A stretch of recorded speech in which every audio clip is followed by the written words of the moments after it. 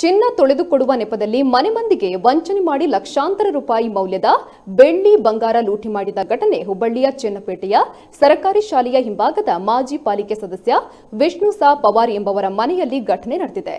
ಮನೆಯಲ್ಲಿ ಸರೋಜಾ ಹಾಗೂ ಸೊಸೆ ಅನಿತಾ ಇಬ್ಬರೇ ಇದ್ರು. ಈ ವೇಳೆ ಕಳ್ಳರಿಬ್ಬರು ಕುಕ್ಕರ್ನಲ್ಲಿ ಬಂಗಾರ ತೊಳೆಯುವ ನೆಪ ಮಾಡಿ ಮನೆಗೆ ಬಂದಿದ್ದಾರೆ.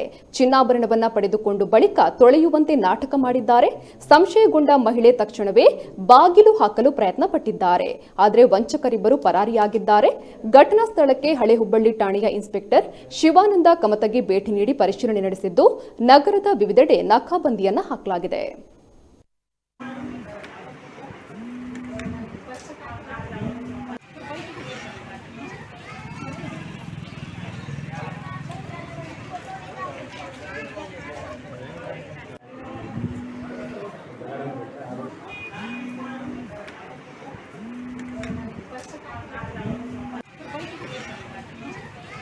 ಬಂದೆ ರೀ ನೀವು ತಾಮ್ರ ಚರ್ಗಿ ತೊಗೊಂಬರ್ರಿ ತಿಕ್ಕಿ ತೋರಿಸ್ತೇನೆ ಅಂದ್ರೆ ನಾ ತಾಮ್ರ ಚರ್ಗಿ ತೊಗೊಂಬಂದು ಕೊಟ್ಟೆ ರೀ ಅವ್ರ ಕೈಯಾಗ. ಅಲ್ಲಿ ಹೊರಗೆ ನಿಂತು ತಿಕ್ಕಿ ತೋರಿಸಿದ್ರಿ ಅವ್ರು.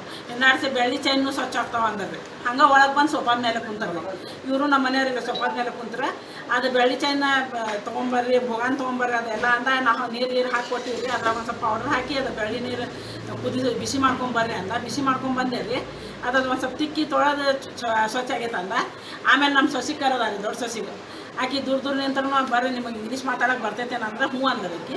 ಆಕೆಗೆ ಒಂದು ಕೆಂಪು ಪೌಡ್ರ್ ತೆಗೆದು ಇದು 2 ಪ್ಯಾಕೆಟ್ ತೊಗೊಂಡ್ರಿ, ಇದೊಂದು ಫ್ರೀ ಕೊಡ್ತೇವೆ ಬಂಗಾರ ಸಾಮಾನು ತೊಳ್ಯಾಕಂತ ಅಂದ್ರಿ. ನನಗೆ ಹಿಂಗೊಂದು ಸ್ವಲ್ಪ ಕಲಿಸಿ ಹಚ್ಚಿದಾರಿ ಕೈಗೆ ಬಳಿಗೆ.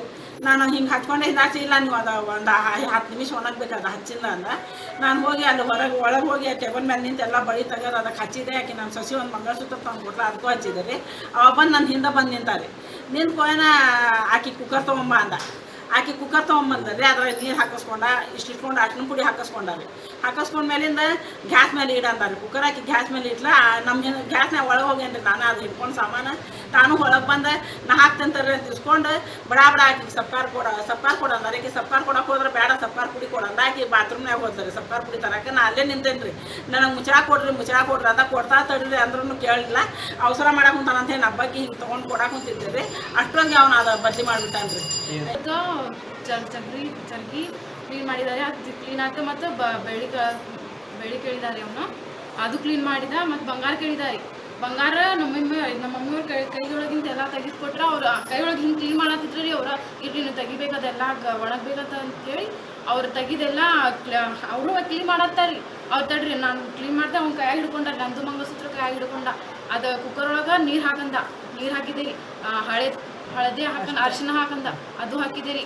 ಮತ್ತು ಬರ್ಷನ್ ಮೇಲೆ ಹೊಲಿಗೆ ಅದ್ರ ಮೇಲೆ ಇಟ್ಟಿದೆ ರೀ. ಮತ್ತು ಅವನ ಕೈಯಾಗ ಐತ್ರಿ.